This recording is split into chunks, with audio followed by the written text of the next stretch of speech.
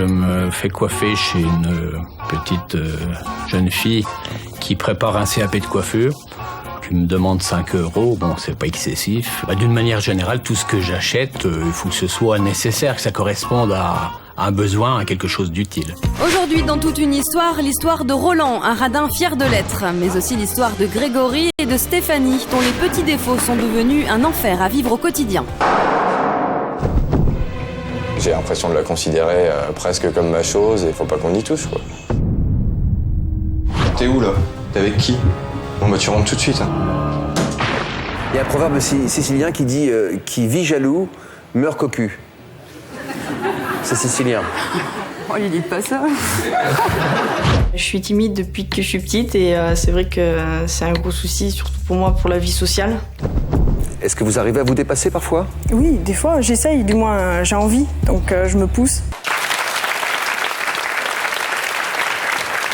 Vous vous appelez comment, mademoiselle? Sabrina. Bonjour Sabrina, vous avez quel âge? 20 ans. Vous venez d'où? De Paris.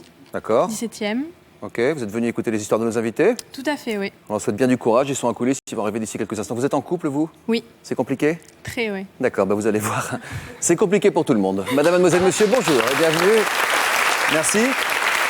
Nous allons consacrer cette émission à toutes les petites histoires, les petits défauts qu'on trouve mignons au début et qui peu à peu deviennent insupportables. Vous allez entendre l'histoire de Grégory. Grégory a 25 ans, il est amoureux de Ludivine, mais il est raide jaloux. C'est un cauchemar pour Ludivine à tel point qu'elle a déjà envisagé de le quitter. Avant de découvrir l'histoire étonnante de Grégory et Ludivine, voici d'autres histoires, d'autres petits défauts qui pourrissent la vie des couples. J'ai plutôt un caractère très militaire, très droit, très maniaque à la maison. Il faut que ça file droit, et pour tout le monde. Je dirais que je suis grande gueule et très chiante. Je dirais qu'il est très calme, tranquille, sage et passif. Pas trop quand même. Si. Non, pas tout le temps. Non. Si. Attends, si. Ben non. Si. Non. Si, tais-toi.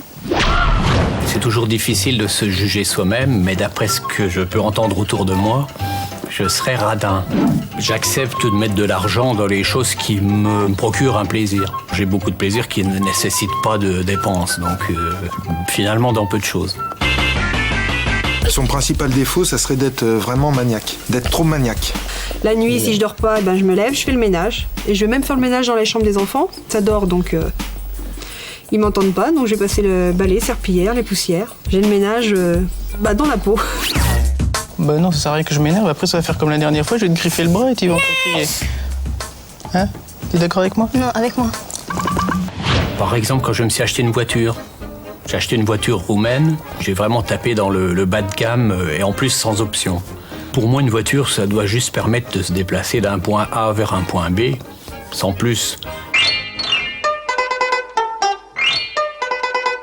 Les règles avec le canapé, c'est qu'il faut s'asseoir bien droit, parce qu'autrement on déforme le coussin qui peut être mis à l'arrière. Bah oui, mais ça déforme le coussin. En angle droit, on est très bien et ça fait du bien pour le dos. Je me fais coiffer chez une petite jeune fille qui prépare un CAP de coiffure.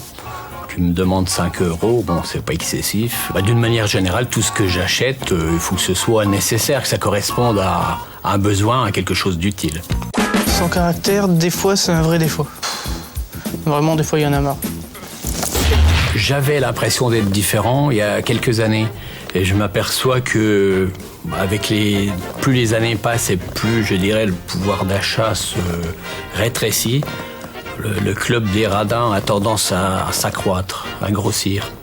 Ça me fait plaisir. Je vous demande d'applaudir chaleureusement le responsable en chef du club des radins qui est avec nous, Roland. Applaudissements pour Roland.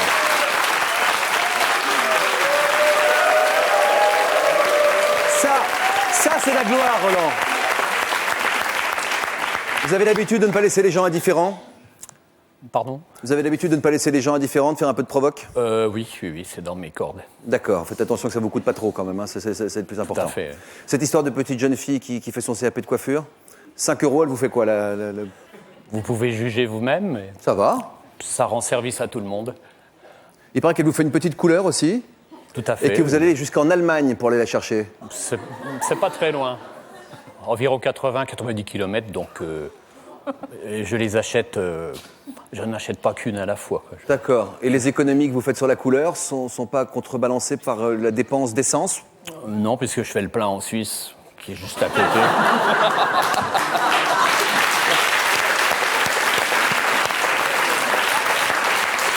Avec votre voiture roumaine? Tout à fait. Roumaine? Roumaine, dont je suis tout à fait satisfait. Vous l'avez payé combien? 7 500 €. Et elle marche? Enfin, elle roule? Elle roule, à la perfection. Votre femme trouve ça bien? Oui, oui, oui. Ah oui, le confort intérieur, il n'y a rien à redire. D'accord. Et globalement, votre comportement, comment elle le prend? Je crois qu'elle est elle a un peu le même caractère que moi, donc ça se passe bien. D'accord. Elle est juste derrière vous. Oui. Madame, vous confirmez? Vous faites partie du club des radines? Un peu, un peu. À quelle occasion vous avez déjà dit que vous étiez radin? Je ne veux pas dire tous les jours, mais ça revient souvent. Vous le prenez comme un compliment? Oui, oui, oui. Ouais. Vous avez des économies devant vous? Oui, un petit peu. On peut adhérer à votre club des radins pour ceux que ça Tout à intéresserait? fait, il y a un club. Très bien. Si vous voulez rejoindre le club, vous nous appelez et on transmettra par Internet. Vous passez sur le site de notre émission. On va écouter à présent l'histoire de Grégory. On reste dans ces histoires de couple. Grégory est en couple. Il se soucie beaucoup de l'emploi du temps de sa compagne. Il la surveille. Alors au début, ça ressemble à de l'amour et à de l'attention. Vous avez l'impression qu'on s'intéresse à vous, mais en réalité, ça s'appelle de la jalousie et ça peut devenir véritablement un cauchemar. En fait, Ludivine, c'est ma femme et c'est à moi et rien qu'à moi, quoi. Des fois, oui, j'ai l'impression de la considérer presque comme ma chose et il faut pas qu'on y touche, quoi. Quand elle met des décolletés trop profonds, quand on voit le string passer, quand elle fait certains mouvements, je supporte pas. Non, mais c'est quoi ça? Tu vas me foutre un autre truc, tu te démerdes, mais je veux pas le savoir. Quand on se balade dans la rue, s'il y a des regards trop posés sur elle, moi je vais tout de suite riposter d'un regard, et puis après, si ça va plus loin, voilà quoi, c'est l'altercation.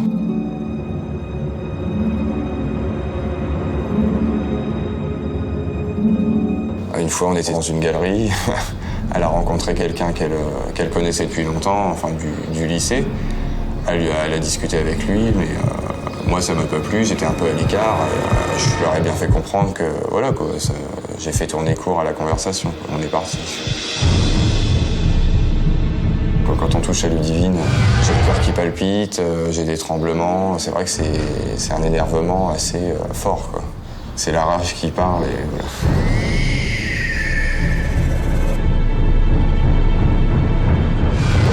Avec le fait que Ludivine veuille sortir avec des amis, et c'est vrai que je lui ai jamais laissé l'occasion de le faire parce que justement j'ai pas confiance en elle et j'ai pas non plus confiance aux gens qu'il y a autour. Je veux dire, le danger est partout, quoi. Que ce soit dans les amis, que ce soit dans la famille, partout. Quand elle n'est pas avec moi, c'est les coups de téléphone, c'est les SMS. Quand j'arrive pas à la joindre, c'est des petits SMS un peu plus poussés, c'est-à-dire « alors qu'est-ce que tu fais ?» ou alors des sous-entendus, ou des choses comme ça. Ouais, c'est moi. Alors t'es où là? T'es avec qui? Bon tu rentres tout de suite, hein. Alors, si je venais à apprendre qu'elle me trompait, là je réagirais vraiment très très mal et je pense très violemment. Grégory vient nous raconter sur le plateau Toute une histoire, sa propre histoire. Bonjour Grégory, ça va? Alors vous êtes venu pour vous soigner ou vous êtes venu pour nous dire que vous avez raison, que c'est comme ça qu'il faut faire? Déjà pour voir un peu comment je suis. Je viens de me rendre compte de quelque chose. Ah bon? Là, ça aurait été quelqu'un d'autre, je crois que je me serais foutu de lui direct. Ça, c'est sûr. Vous avez envie de prendre du recul par rapport à vous-même? Déjà, ça fait un petit bout de temps qu'on en parle et là, de me voir... T'es où? Et avec qui? Ouais, voilà, ça fait vachement... je suis pas... Faut que j'arrête de jouer le petit chef, je crois. C'est de l'amour, ça? Dedans, il y a de l'amour, ouais, mais il y a beaucoup de possession. Ouais. Vous dites, c'est ma chose? Ouais. Ouais. Comment elle le prend? C'est pas terrible. Qu'est-ce que vous voulez dire par là en disant c'est ma chose? Je veux dire, faudrait quasiment que je sois au courant de tout ce qu'elle fait, à quelle heure. Limite, il faudrait que j'ai un planning, quoi. Et puis une chose, on la pose, elle bouge pas. Ouais, ça serait pas trop dans ce sens-là encore. Je veux pas. Du moment qu'elle est près de moi et je suis pas du style à lui dire bah, vas-y tu fais ça, ça, ça. Vous dites que le danger est partout pour vous. Ouais. Et quand je dis le danger est partout, il est partout, même dans les proches. Vous manquez de confiance en vous, vous êtes un beau jeune homme, vous êtes dans la force de l'âge. Par rapport à ça, ouais. Par rapport à l'amour, ouais. Vous manquez de confiance en vous et vous manquez de confiance en elle? Aussi, ouais. Ça en fait partie, quoi. C'est combien de temps que vous êtes ensemble maintenant? Ça va faire 6 ans. Waouh! Il y a déjà eu des histoires entre vous?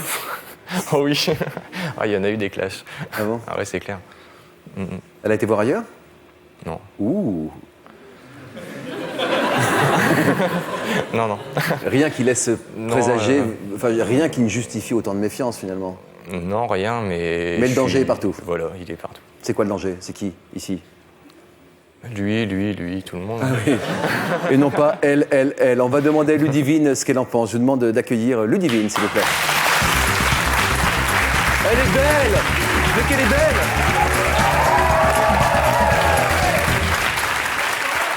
Bonjour Ludivine, vous êtes magnifique. Vous pouvez faire la bise? On fait 4? Grégory, je suis là pour essayer de tester vos nerfs. Ça marche ou pas? Ouais, mais il y a trop de témoins, là. Il peut être violent? Pas avec vous, je veux dire, mais avec ceux qui se mettraient entre vous et lui. Très violent. Physiquement, même? Ouais. Il s'est déjà bagarré pour vous? Ça a failli. Et comment vous le prenez? Au début, je le prenais bien, quoi, mais au fur et à mesure, quoi. Ça fait 6 ans qu'on est ensemble, on a fait des enfants, on a passé plein de choses, et il sait très bien qu'il peut avoir confiance en moi, quoi. Comment ça se fait qu'il n'ait pas confiance en vous? Je pense qu'il y a un peu de son passé vis-à-vis de ses parents, parce que ses parents sont divorcés et ça a fait beaucoup d'histoires. Et moi, je lui mens aussi. Vous lui mentez? Oui. Ah, alors il y a peut-être de quoi se méfier? Ouais, parce que je peux pas faire ce que je veux. Ah, vous lui mentez pour protéger un peu votre vie, ouais. quoi. Vous êtes obligé de lui mentir? Ouais, je suis obligée. Sur quoi, par exemple? Rien que le fait de voir une copine ou d'aller quelque part, parce que si je lui dis que je vais voir une copine, ça va pas lui plaire. C'est ça, c'est votre chose, c'est que vous voulez pas qu'elle soit en contact avec d'autres personnes de la planète? À ce point-là? Ouais, c'est un peu ça, quand même, ouais. À ce niveau-là, oui. Ouais. La démarche de Grégory, regardez comme il se serre la main, ces deux petits.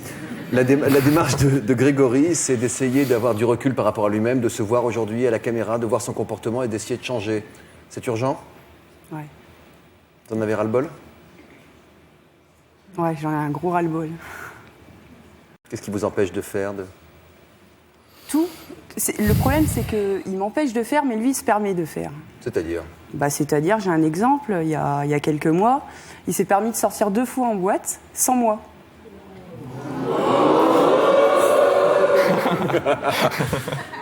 Grégory? Oui. Ouais, mais... Non, c'était suite à une dispute, et puis pour que ça aille pas trop loin, je me suis esquivé, quoi. Vous n'êtes pas esquivé n'importe où, hein? Non. J'étais avec mon cousin, il était tard. Puis bon, mon cousin, il me surveille, quoi. Vous regardez, pourquoi il faut vous surveiller? Non, mais je veux dire, il est là pour... J'ai un témoin, quoi. Il est pas mal, votre mec, en plus. Les filles doivent le regarder oui. aussi. Ouais. Et il regarde les filles? Oh oui. C'est le problème, c'est ce qui fait d'un sens, il ne le rend pas de l'autre. Qu'est-ce que vous avez envie de lui demander aujourd'hui? Qu'il ait un petit peu plus confiance en moi, quoi. Je lui demande pas d'avoir une totale confiance, mais que je puisse au moins aller me promener la journée en ville avec une amie. Calmez-vous, Grégory. Ça va aller. Au moins que je puisse faire ce que je veux la journée, quoi, sans me justifier pour autant. J'étais avec un tel, j'ai fait ça, etc. Quoi. En tout cas, pour Grégory, c'est une preuve d'amour. Pour Ludivine, c'est clair, ça devient un peu plus compliqué pour vous. Alors attention, trop de jalousie, ça peut mettre un couple en péril. Il faudrait que je reste à la maison, que je bouge pas, que je m'occupe des enfants, et puis voilà, quoi. Je pense que ça nous bouffe tous les deux aussi. Je sens que mon couple, il peut être à n'importe quel moment en danger, quoi. En fait, le sujet de dispute, c'est la jalousie, quoi. Ça revient toujours là-dessus, quoi. Il y a pas mal de choses qui passent à côté, quoi, par rapport à la jalousie, quoi. Toute cette surveillance, ça m'étouffe, quoi. J'aimerais bien être plus libre. Mathéus, le cousin de Grégory, connaît bien le problème. Lui-même excessivement jaloux dans le passé, a été quitté par son ancienne petite amie. Il tente aujourd'hui de mettre en garde Grégory. Je pense que leur couple est au bord de la rupture. Il risque vraiment de la perdre. Ça, c'est pratiquement à 100% s'il fait pas quelque chose pour changer. C'est vrai que ça arrivait plusieurs fois que j'ai eu envie de prendre mes clics et mes claques et puis de partir. Dans l'année, ça doit arriver au moins 6 fois. Oh, t'es chiant, putain.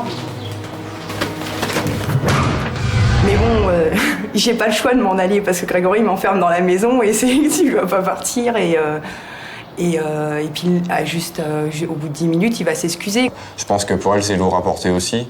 Mais pour moi, c'est vrai que c'est pesant. Je lui mens, mais c'est pas méchant, c'est pas contre lui, c'est parce que sinon je me sens trop étouffée. Et c'est vrai que c'est pas bien de lui mentir non plus, quoi. Excusez-moi.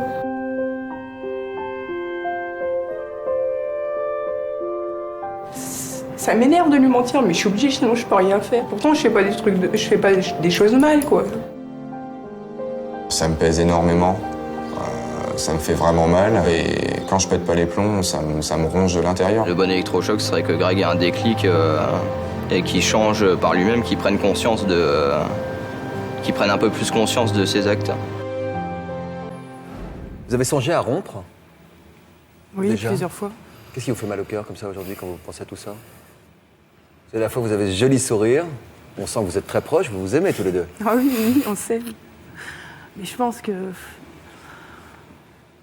J'en ai tellement fait pour lui, quoi. Je vois pas pourquoi il a pas confiance en moi, quoi. J'en ai tellement fait. Je lui ai prouvé des petits trucs de la vie quotidienne. Je suis allée jusque... il prenait sa douche. Je suis allée à l'essuyer après sa douche. Pendant 2 ans, j'ai fait ça. Tous les jours. Le pacha. Tous les jours, il a juste à se lever. Pour aller au travail, il a juste à se lever. Son petit café est prêt, ses cigarettes sont prêtes. Ses cigarettes sont prêtes, il a juste à partir, il a juste à se laver, à s'habiller et tout est prêt, quoi. Je lui ai fait 2 enfants, je lui ai prouvé au bout de... Ça faisait 3 mois qu'on était ensemble, je lui ai dit je veux faire un enfant avec toi, on va avoir un enfant ensemble. Et puis il y a eu plein de choses comme ça et je pense qu'il peut avoir confiance en moi là-dessus, quoi. Au moins rien que sur l'amour que j'ai pour lui, il peut avoir confiance en moi, quoi. Pourquoi vous êtes venu témoigner aujourd'hui? Merci. Elle en a gros sur le cœur, cette jeune femme. Hein. Je suis venue témoigner pour te dire que je t'aime et qu'il faut que tu aies plus confiance en moi. Je sais, je le sais tout ça. Et les garçons qui y a à côté, je m'en fous. C'est toi que j'aime. Même si je vais regarder comme toi, ça veut rien dire. C'est pas parce qu'on regarde le menu qu'on passe à table, vous dire votre fiancé. Exactement. Bon, on le regarde pas du tout, comme ça on n'a pas faim. Ouais, faut vous regarder, oui. Ouais, enfin, on a des yeux, c'est pas pour rien. On a, sûr. Voilà, on a un nez pour le parfum, les oreilles pour entendre des histoires. Puis après, il y a le cerveau pour faire le choix. Je vais vous laisser réfléchir quelques secondes, Grégory, puis vous allez nous dire ce que vous comptez changer de comportement avec votre fiancé d'ici quelques instants, après cette petite coupure. Regardez. Tout de suite, dans toute une histoire, l'histoire de Stéphanie. Sa timidité maladive l'empêche de vivre normalement. Est-ce que vous arrivez à vous dépasser parfois? Oui, des fois j'essaye, du moins j'ai envie, donc je me pousse. Nous vous raconterons aussi l'histoire d'Emmanuel, acheteur compulsif, aujourd'hui privé de tout moyen de paiement. Je ne pouvais pas m'empêcher d'acheter. J'avais besoin de faire un achat comme un alcoolo qui a besoin de son verre. Vous avez combien de dettes aujourd'hui? J'en ai à peu près entre 40 et 45 000 euros, je pense.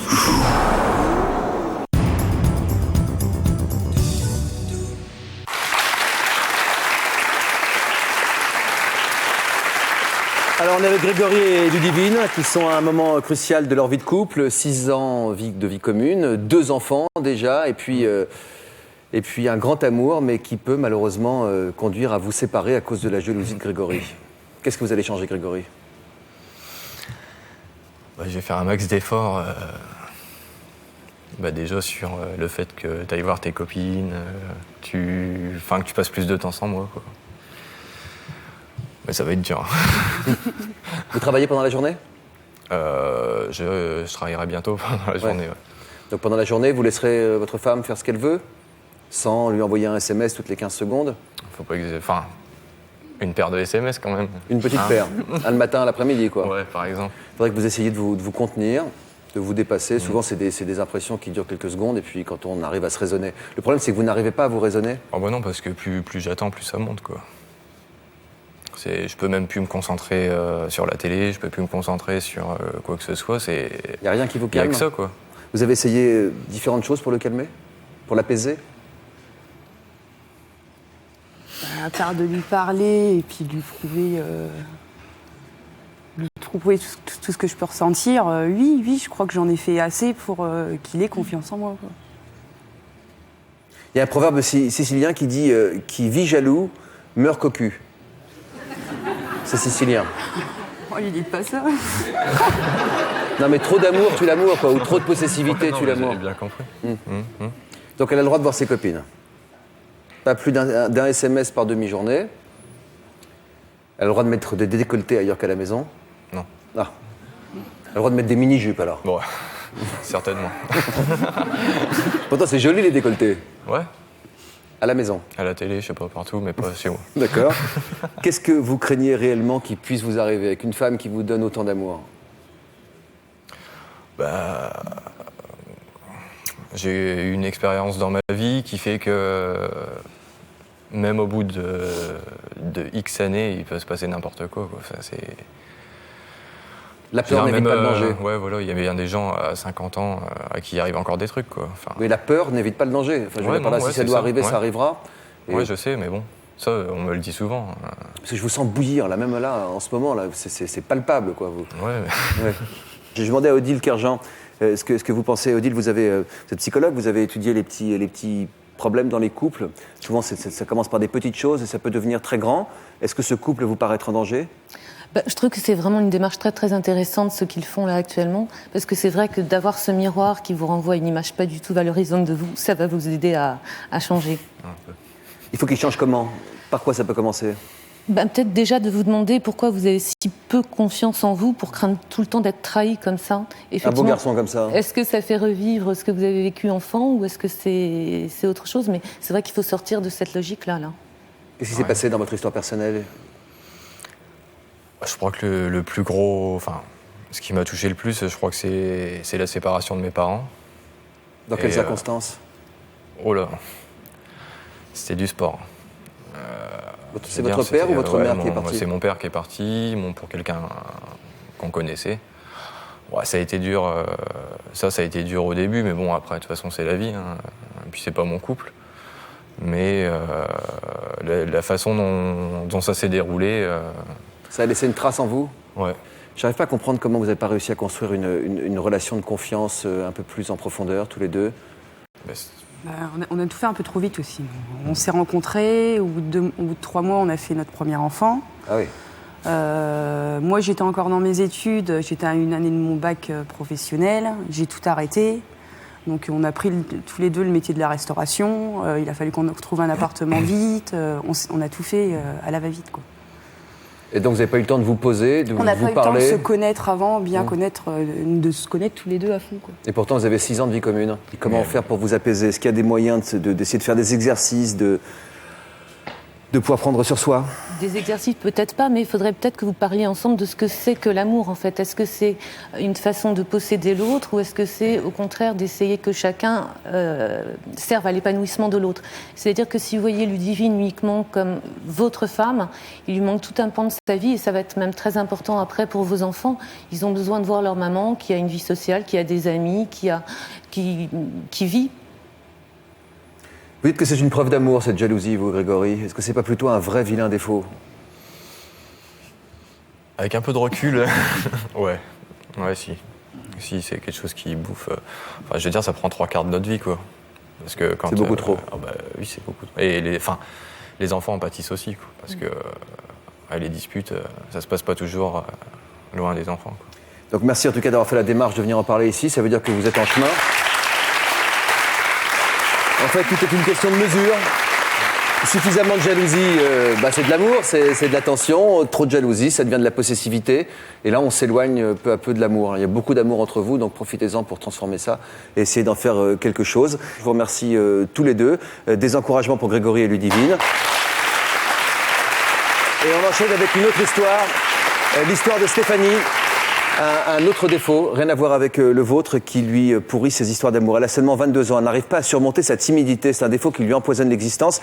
Elle est incapable de maîtriser ses émotions. Je suis timide depuis que je suis petite et c'est vrai que c'est un gros souci, surtout pour moi, pour la vie sociale. À l'école, j'étais seule, j'arrivais pas à m'intégrer dans un groupe, ou si j'avais une copine, mais c'est tout, j'arrivais pas à aller vers les autres. Je me mettais toujours toute seule, surtout à la maternelle, et je restais avec l'institutrice. Je voulais pas aller m'amuser avec les autres enfants, tout ça. J'étais toujours avec ma petite peluche et ma sucette. Après, au niveau des instituteurs et professeurs, tout le temps, ils disaient à mes parents, elle est timide. C'est-à-dire que je participais jamais à l'école, au fond de la classe pour qu'on m'oublie. Un petit, j'étais proche de ma maman, oui. C'était, comme on dit, sous les jupons de la maman. Toujours avec elle, toujours accroché à elle. J'approchais que mes parents et mes grands-parents. Les autres, même les autres personnes de ma famille, je les approchais pas. Au lycée, il y a une professeure qui est venue et qui m'a dit « Est-ce que tu as déjà pensé à consulter, à voir un psychologue ?» Et là, c'est vrai que je me suis sentie blessée parce qu'elle a dit devant les autres. Et ça m'a un peu blessée, oui. La première année du lycée, on avait confectionné en couture une robe. Et donc, on a été obligé de faire un défilé avec ce qu'on avait fait en couture. Et donc, le jour du défilé, ça a été un gros stress parce qu'il fallait passer devant tout le monde. Déjà, aux répétitions, j'angoissais un petit peu. Et alors, le soir même, c'était la grande angoisse. J'avais tout qui tremblait, les jambes, sueur, le visage très crispé, très tendu. Pas de sourire. Voilà, c'était vraiment, j'ai pris sur moi parce qu'on était obligé de le faire. Mais c'est sûr qu'à cause de ma timidité, je suis seule et puis je trouve ça très dur. C'est un grand pas que fait Stéphanie aujourd'hui en venant nous rejoindre sur ce plateau. Allez, venez. Bonjour et bienvenue. Des encouragements pour cette jeune femme parce qu'elle cherche à se dépasser aujourd'hui. Elle a toujours été timide? Oui, toujours. Toujours depuis... Toujours, en fait, depuis que je suis née, je suis timide. Oui, ça se voit pas aujourd'hui, c'est bien. Ouais. Comme dirait Michel Drucker, c'est sous les caméras qu'on trouve son état naturel. On arrive à se sentir bien. Ça vous gêne dans votre développement de vie aujourd'hui? Oui. Ça me gêne, oui, j'arrive pas. Je sais pas, j'aimerais arriver à m'ouvrir, tout ça, aller vers les gens, et à cause de ma timidité, je suis renfermée. Qu'est-ce qui vous bloque? La peur? La peur, oui. Oui, la peur, la timidité, je sais pas. Mais la peur de quoi? La peur de ne pas être bien accueilli par les autres?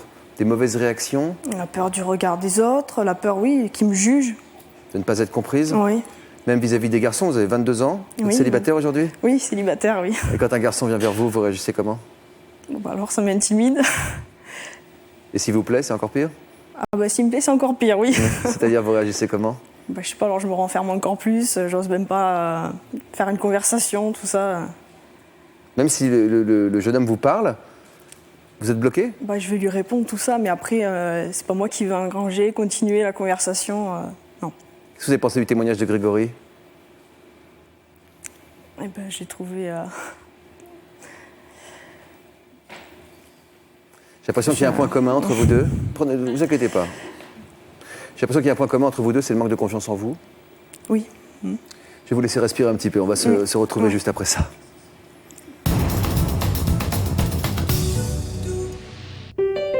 Prochainement dans Toute une histoire, l'histoire de Patrick. Il n'a qu'une obsession, reconquérir son ex. J'ai continué à essayer de la joindre, je lui ai envoyé des fleurs. J'ai commencé à essayer de la convaincre, donc en lui envoyant des mails. Pratiquement tous les soirs, je passais devant chez elle. Et aussi l'histoire de Sandrine et Christophe. Ils se sont aimés, se sont détestés, mariés, divorcés, remariés. Une histoire à rebondissement. Le tabouret, tout est parti. Ouais, c'est vrai que ça a été super dur. Ouais, j'imagine, c'est sûr. Super dur. La très belle histoire de Martine a pris une tournure dramatique. Ça a pris des proportions telles qu'une fois j'ai porté plainte pour harcèlement moral contre mon ex-mari.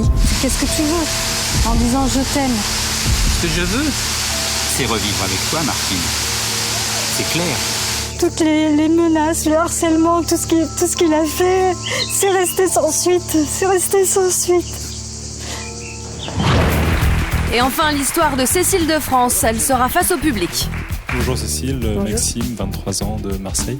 Je voudrais savoir déjà, qu'est-ce que ça vous fait de me voir en vrai? De vous voir en vrai? Je suis toute chaude.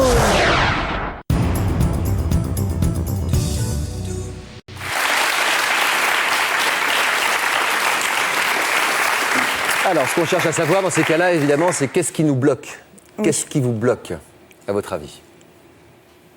Ce qui me bloque, Qu'est-ce qui bloque? Qu'est-ce qui fait que vous empêchez? Moi aussi, je suis timide. Il y a beaucoup de gens qui sont... C'est vrai. Et il faut que je me fasse violence pour pouvoir me dépasser, pour pouvoir aller vers les autres. Est-ce que vous arrivez à vous dépasser parfois? Oui, des fois, j'essaye. Du moins, j'ai envie. Donc, je me pousse. Ma famille me pousse aussi pour que j'arrive à faire des choses. Des nouveaux défis? Oui. Par exemple? Par exemple, cet été, j'ai participé à un spectacle qu'on fait dans notre village. Voilà, j'ai fait figurante. En fait, j'ai pris un grand plaisir à jouer. Bon, bien sûr, le premier soir, j'ai appréhendé beaucoup de stress. Et puis en fait, dès que j'ai joué, je sais pas, je me suis sentie bien et voilà. Peut-être une bonne piste, ça, non? Ouais, courageuse en tout cas. D'être venue aujourd'hui, c'est incroyable. Hein? Qu'est-ce que vous lui conseilleriez, Odile, pour essayer de sortir de la timidité? Continuer, effectivement, vous fixez des petits défis chaque jour. Pas forcément sauter dans la fosse au lion comme vous avez fait là en faisant du théâtre ou quelque chose comme ça, mais des choses que vous savez pouvoir raisonnablement obtenir. Par exemple? Les magasins, c'est des bons laboratoires. Vous imposez, enfin vous imposez pas, mais vous demandez des choses précises aux vendeuses et vous exprimez vos opinions. Vous apprenez à dire oui ou à dire non de façon indépendante, sans tenir compte de leur regard ou de leur approbation ou de leur mécontentement. Ouais. Vous y arrivez? Très bons psychologues, les vendeurs. Ah non, j'aime pas quand les vendeurs viennent me dire ah non, j'ai horreur de ça. Vous arrivez à dire non, ça ne me plaît pas. Oui, essayer de vraiment être concentré sur votre goût personnel. Voilà, oui, mais bon, le problème, je vais pas le dire. Au contraire, je vais repartir dans ma cabine, j'attends qu'ils partent, et puis je vais dire, bon, ben non, en fait, ça me plaît pas, je repose, mais je vais pas leur dire à eux, non. Et en pleine lumière, vous vous débrouillez très bien, en tout cas. Hein. Votre timidité, et ça, c'est moins rigolo, vous enferme dans une solitude qui est aujourd'hui très pesante. Pour vous, vous êtes incapable de décrocher votre téléphone. Pour vous, il est quasiment impossible, comme disait Odile, de sortir seul dans un magasin. À 22 ans, vous n'avez presque pas d'amis. C'est terrible à quel point, ça ne se voit pas aujourd'hui, mais cette timidité vous empoisonne la vie. Ma timidité, elle m'empêche de vivre comme les autres. Rien que pour des choses simples de la vie, admettons prendre un rendez-vous chez un coiffeur ou chez un docteur. Pour moi, c'est pas évident. C'est de l'angoisse avant de faire le numéro de téléphone. Je me note ce que je dois dire pour pouvoir être assez tranquille quand je vais passer mon coup de fil. Après, j'essaie de me concentrer et puis je me lance pour prendre mon rendez-vous en fait. Confirmez-moi bonjour. Bonjour, ça serait pour prendre un rendez-vous. Oui. Pour quelle heure?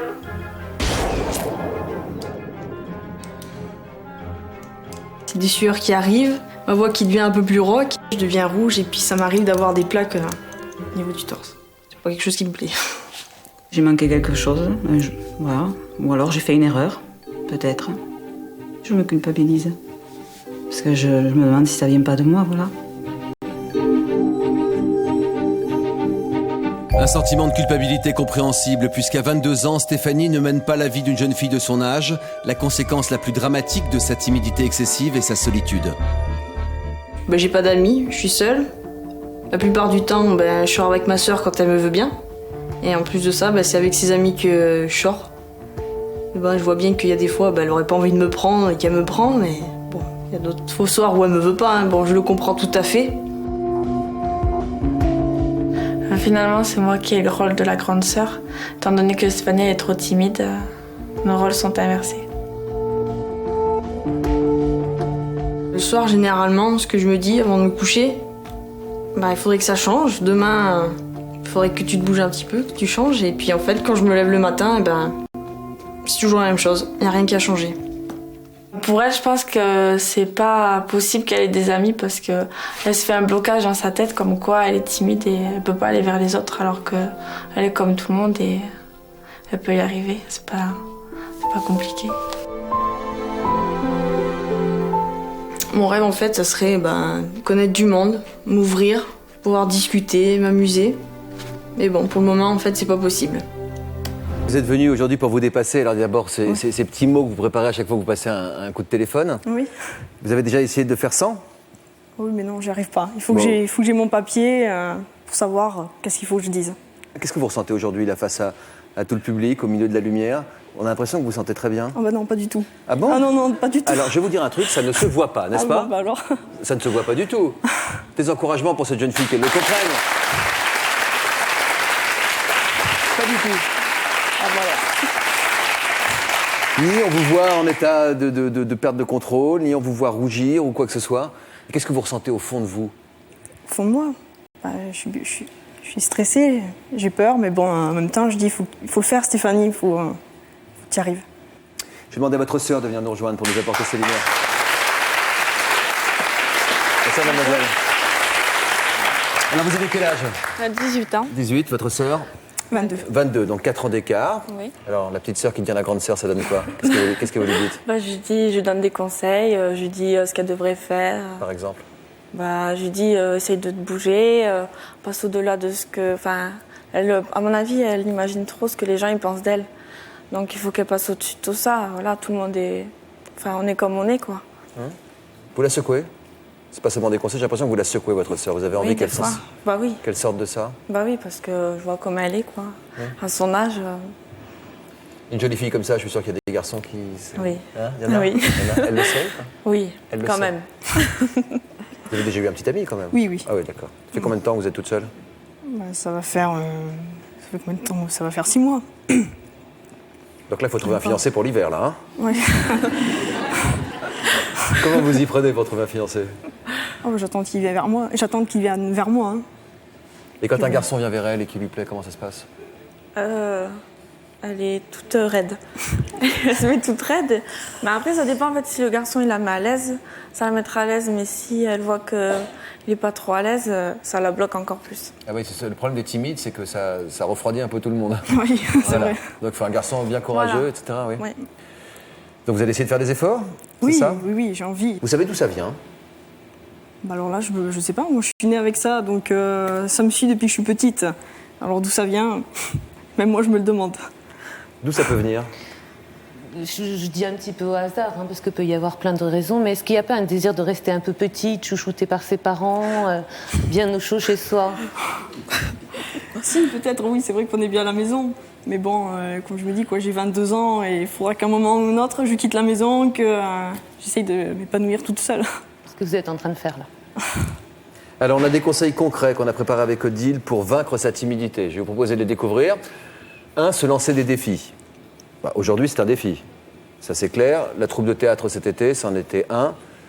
Maintenant, il faut d'autres défis. Vous disiez, par exemple, aller au contact des commerçants, être capable de pouvoir affronter leur avis, imposer le sien. Et ça, dès qu'on le peut, pouvoir s'affirmer soi-même. Ça, c'est très important. Savoir dire non. Ça veut dire aussi savoir dire oui, quand ça vous plaît. Oui. Bien sûr. Et faire le premier pas. Le premier pas. Vous pourriez faire le premier pas? Non, le premier pas, non. Essayer d'aller vers un garçon qui nous plaît, dans des circonstances qui sont possibles. Par un sourire, une attitude avenante et ouverte. Vous êtes très gêné par le côté émotionnel, des bégaiements, du rougiment, qui ne se voit pas forcément autant que vous l'imaginez. La preuve, là, moi, je vois rien. C'est totalement transparent aujourd'hui. Bon, je suis sûr que vous allez vous en sortir, vous êtes toute jeune et puis vous êtes plein de courage. J'espère que vous viendrez nous voir ici, avec votre fiancé, toute votre bande d'amis, avec votre sœur qui sera hyper jalouse de vous parce qu'elle a moins d'amis que vous, etc. Nous allons maintenant, après avoir encouragé Stéphanie, écouter l'histoire d'Emmanuel. À force de dépenser, lui, toujours et encore plus, on parle d'autres défauts cette fois-ci, il s'est mis dans une situation financière très alarmante. L'histoire d'Emmanuel, c'est juste après cet appel à témoins. Vous avez été interné par l'un de vos proches. En couple, vous avez une relation virtuelle sur Internet avec une autre personne. Vous êtes prof et enseignez d'une façon originale ou vous êtes élève et avez un prof original. Pour nous raconter votre histoire, contactez-nous au 01 53 84 30 08.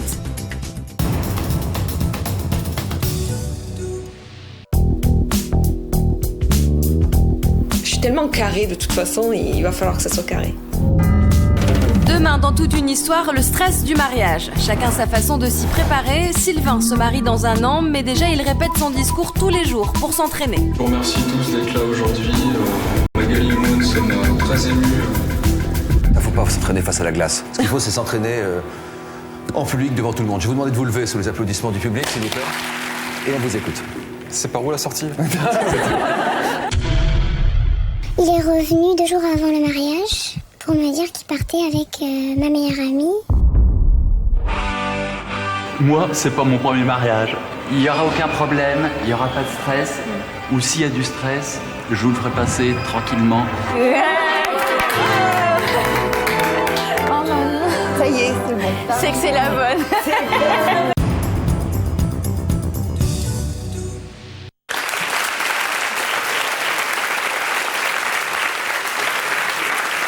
petits défauts, grosses conséquences. Nous avons parlé de la jalousie, de la timidité. Voici maintenant l'histoire d'Emmanuel qui dépense sans compter depuis l'adolescence. Pour lui, acheter, c'est vital. Il ne sait pas s'arrêter. C'est absolument impressionnant. Regardez. Mon défaut à moi, c'est de ne pas maîtriser mes dépenses d'argent. Mon premier souvenir de dépenses, j'avais à peu près 15-16 ans. Ça se passait à la fête foraine. J'ai vu ces appareils avec le bras, on va chercher la petite peluche qu'il remet dessus. J'ai commencé à mettre une pièce et j'ai manœuvré le truc et puis je l'ai pas eu. Et à ce moment, j'ai mis 2 pièces et après, je me suis vu véritablement passer une succession de pièces jusqu'à à peu près entre 50 et 100 francs de l'époque. Et c'est là où j'ai vraiment eu peur. C'est comme si je sortais de mon corps et que je ne maîtrisais plus rien. Et ça n'allait pas s'arranger. En commençant à travailler, Emmanuel avait le pouvoir de dépenser beaucoup plus d'argent. Quand j'allais acheter dans les magasins, ça commençait déjà avant, c'est-à-dire dans ma tête d'abord. Comme s'il fallait que j'aie le dernier vinyle, la dernière chose. Donc une fois que ça commençait par là, c'était très difficile d'y résister. J'avais des mains moites, le cœur qui battait un petit peu plus, et des démangeaisons dans la main droite. Bizarre. Je prenais l'objet, je mettais sur le tapis roulant, je mettais la carte bancaire dans le lecteur, je tapais le code, on mettait le code bon, et après la caissière me disait c'est bon, je faisais yes, ça marche. Je ne pouvais pas m'empêcher d'acheter. J'avais besoin de faire un achat, comme un toxico qui a besoin de sa dose, ou un alcoolo qui a besoin de son verre. Je ne pouvais absolument pas m'arrêter de dépenser. On va demander à notre invité de venir nous rejoindre sur notre plateau, s'il vous plaît, venez. Bonjour. Vous avez toujours ce grand sourire sur votre visage, c'est une forme de défense ou de protection, non, peut-être? Non, c'est tout simplement parce que, je sais pas, j'aime sourire. Là, je suis bien, je me sens bien, donc ouais. Je souris, c'est naturel, je dirais. Ça remonte à loin, vous savez d'où ça vient, ce défaut de vouloir dépenser, de ne pas pouvoir s'arrêter? Je pense pas, non. Vous avez été privé de quelque chose quand vous étiez petit? Non, je pense pas, j'ai eu une enfance à peu près comme tout le monde, j'ai manqué de rien matériellement. Comment ça a démarré et à quel âge? Ça a démarré un petit peu avant déjà avec l'argent de poche. Je m'achetais ce que je voulais, donc un 45 tours par-ci. Je sais, ça remonte à loin. Hein. On dit dépenser sans penser. Ah oui, c'est ça, oui, c'est carrément. C'est indescriptible comme sensation, on ne contrôle plus rien. Quoi. Ça vous procure un plaisir? Sur le moment, oui. Un plaisir comparable à quoi dans la vie? Un plaisir gourmand? Oui, même plus fort que ça, je dirais. Ça peut aller des fois à un plaisir... sexuel? Sexuel, carrément. Oui, oui. Qu'est-ce que, dans quelle catégorie de choses vous dépensez le plus votre argent? Hi-Fi, console de jeu, PC... Vous avez combien de dettes aujourd'hui? J'en ai énormément. À peu près? À peu près, j'en ai à peu près entre 40 et 45 000 euros, je pense. Ah, vous pouvez vous en sortir, mais ça va prendre un petit peu de temps. Alors vous avez demandé à vous faire aider, on va voir de quelle manière il est possible d'aider les gens qui sont des dépensiers compulsifs, ça se dit comme ça? Oui, je pense, oui. Vous avez rencontré d'autres personnes qui sont dans le même cas que vous? Non, je me suis retrouvé finalement tout seul par rapport à ce genre de difficultés. C'est ça qui est un petit peu dommage. J'ai essayé de taper à quelques portes, à quelques associations, et c'est vrai que ça a été... j'ai pas trouvé l'écoute dont j'aurais eu besoin. Quoi. Qu'est-ce que vous avez besoin de dire? Aujourd'hui, j'ai besoin de dire qu'il faut absolument gérer son argent et que lorsqu'on a un problème comme ça, il ne faut pas hésiter à appeler à l'aide et à se faire aider. Parce que ça peut vraiment, vraiment pourrir la vie de chacun. Alors, est-ce qu'il ne faut pas essayer de revenir à l'origine de la question, de savoir pourquoi ça a commencé? Qu'est-ce que vous en pensez, Odile? Effectivement, il y a des gens qui considèrent que c'est formidable, c'est l'or, c'est brillant, c'est le pouvoir, c'est l'amour. Et puis il y a des gens qui considèrent au contraire que c'est sale, qu'il ne faut pas y toucher. Et notre rapport à l'argent est conditionné par cette ambivalence. Donc vous, on a l'impression que vous ne voulez pas vous en occuper, vous ne voulez pas que ça vous salisse les doigts, il faut que ce soit juste du plaisir et rien que du plaisir. On jette et on évacue. D'autres personnes qui seront au contraire sur le versant économe, voire radin, eux veulent tout contrôler, garder la maîtrise en toutes circonstances.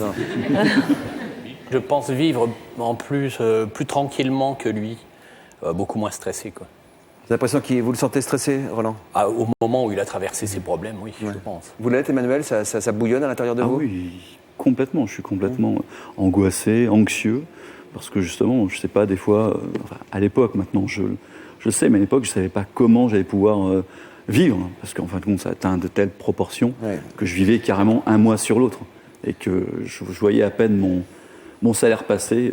Il avait déjà disparu. Alors, il y a beaucoup de familles, beaucoup de couples qui sont en surendettement personnel. On consacrera beaucoup d'émissions d'ailleurs à ce sujet, parce qu'il faut absolument essayer de se sortir de ça. Ça bouffe tellement la vie après les problèmes matériels. Il faut essayer de s'organiser. Oui. On va voir comment vous essayez de prendre le problème à bras-le-corps. C'est cette tendance à la dépense qui vous a totalement mis sur la paille, que vous essayez de combattre aujourd'hui. Il m'a fallu à peu près 15 ans pour contracter à peu près 40 000 euros de dette. À force d'accumuler des crédits à la consommation, Emmanuel s'est mis dans une situation financière catastrophique. Depuis 2002, je suis sous curatelle. C'est moi qui en ai fait la demande. Et c'est mon curateur qui aujourd'hui paye mes dettes. Un curateur est un tuteur légal désigné par un juge. Il est le seul à avoir accès au compte d'un surendetté. Depuis qu'Emmanuel est sous curatelle, il n'a plus aucun droit sur son argent. Emmanuel dispose de 300 euros mensuellement pour son quotidien. En n'ayant plus de chéquier et plus de carte bleue, je me sens comme dépossédé de ma vie. Bien sûr, il y a des contraintes. Et ça, c'est dur aussi à appliquer, ces contraintes, parce que la facilité aujourd'hui, c'est d'avoir tout de suite. C'est maintenant sans chéquier ni carte bleue qu'Emmanuel se rend dans les boutiques de sa ville. Difficile pour lui de ne savourer qu'avec les yeux. Je regarde, j'en ai très envie. Et je sais que pour le moment, il est hors de question que je me l'achète. Mais que bientôt, je pourrai me l'acheter. Et quand je me l'achèterai, ça, ce sera le pied intégral. Vraiment, l'envie est là. L'envie est toujours là. Ce qui m'aurait fait envie me fait toujours envie. Mais sans obliger de craquer tout de suite, quoi. Ça, par contre, ça, c'est vraiment le truc. Mais bon, bientôt, je pourrais m'en acheter une. Je crois qu'on dirait un petit garçon, un petit peu, non? C'est exactement ça. Il y a quelque chose comme ça, Odile, non? C'est très enfantin, même ce qui vous fait envie, c'est vraiment ce dont mes enfants ont envie aussi, quoi. En vous laissant justement le recul, de savoir comment ça s'est passé cet été depuis. Est-ce que vous avez réussi à vous maîtriser pendant ces 2 mois de vacances où on dépense tellement d'argent? Oui, déjà, mon travail m'aide beaucoup. Tout ce laps de temps où je travaille, je ne dépense pas, donc ça m'aide. Et le soir, je suis tellement cassé que je dépense pas non plus. D'accord. Vous en avez toute votre vie personnelle? En ce moment, ma vie personnelle, pour moi, et c'est moi qui le dis, je considère ça comme une véritable catastrophe parce que je peux pas. Je suis célibataire depuis pas mal d'années, depuis plus de 8 ans maintenant. Et Vous avez fait des rencontres quand même depuis, j'espère. Pas vraiment? Pas vraiment, parce que ça me pèse déjà beaucoup. Ce problème d'argent me pèse. Et comment voulez-vous avouer à quelqu'un que vous avez ce genre de problème? Automatiquement, vous allez avouer à quelqu'un ça. Automatiquement, il va y avoir un mouvement de recul où on ne va pas pouvoir me faire confiance, et ce qui est tout à fait logique en ce qui concerne l'argent. Vous avez dorénavant 300 euros par mois pour gérer vos dépenses personnelles, c'est-à-dire? C'est-à-dire tout ce qui est donc nourriture, essence pour aller travailler, des choses comme ça, quoi. 300 euros pour 30 jours, ça fait 10 euros par jour? À peu près, ouais. Et vous en sortez avec ça? Je veux bien, c'est pas beaucoup d'argent. Oui, je sais, mais en même temps, pour moi, c'est le gage d'une réussite, parce qu'à un moment donné, ces dettes, je vais les finir.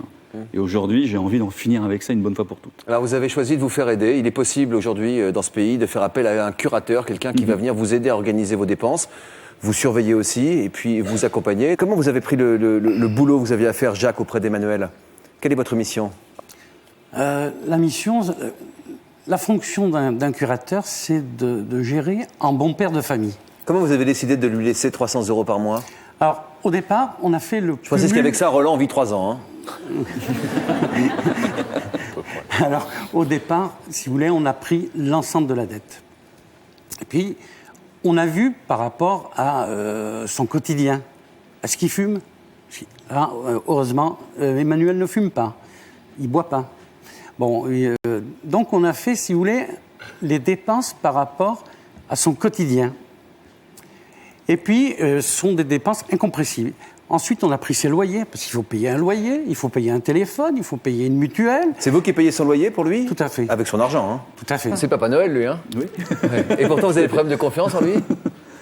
Vous avez l'impression que quoi? Qu'il vous vole? Non, pas du tout. Non, Qu'il vous donne pas assez? Pas du tout.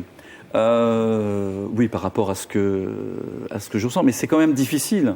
Imaginez-vous que du jour au lendemain, quelqu'un à votre place gère votre argent. Vous l'avez demandé, ça? Je l'ai demandé, oui, c'est sûr. Je suis tout à fait d'accord avec vous, il n'y a pas de problème. Mais vous perdez quand même une part de votre liberté, de votre être. Et c'est ça qui, en moi, est assez dur à gérer chaque jour. C'est chaque jour que... ça fait combien de temps que vous êtes sous tutelle du curateur? Curatelle. Sous curatelle du curateur, effectivement. C'est pas pareil. La tutelle, c'est autre chose. Niveau au-dessus. À peu près 4 ans, là, je crois. Oui, 4 ans. Ouais. En combien de temps vous pensez que Emmanuel réussira à rembourser ses dettes? On a bien encore pour 2 ans, 3 ans. Ah oui, donc on commence à voir vous êtes le bout du tunnel, là. Ah oui, là même, je vois la petite lumière au fond. Bonne chance pour la suite, Emmanuel. En tout cas, vous avez fait une grande démarche aujourd'hui, je vous félicite. Je remercie tout le monde d'avoir été avec nous aujourd'hui. On se retrouve demain, si vous le souhaitez, avec votre histoire. Pourquoi pas la vôtre? Merci, bon après-midi.